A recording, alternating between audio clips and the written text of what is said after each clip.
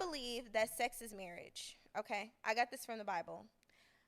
So every time in the Bible somebody was about to get married, or the Bible's like he went into her. He went into where? Okay. That punani.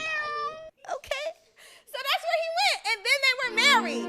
So like I don't know where everybody came up with this like, oh,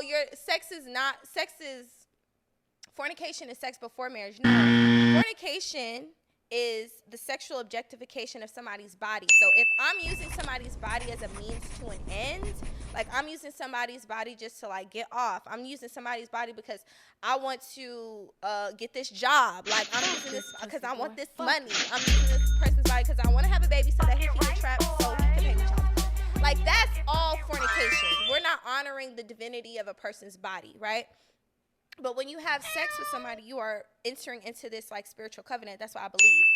And I think that adultery, so there's 3 categories.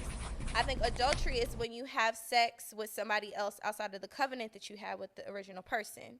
So like now if we're looking at sex in this lens, you have to then become more responsible with like who you're actually sleeping with, because if I'm sleeping with somebody, this is my husband. If I'm sleeping with him, then that means that we're in this covenant. I have to honor this thing. And if I'm sleeping with him, that means I'm not using this person as like a means to an end. But most people are not really thinking about that being sexually responsible or spiritually responsible for that matter. And if I'm not feeling him, I can't just go fuck somebody else. We gotta work this shit out, babe. This is where the clitoris is. Like you just gotta help. So I don't know. Like that. Those are my thoughts on the sexual. Yeah, so that's my thoughts on the sexual. I hope that you guys are having consensual sex for the most part. No, always. Excuse me.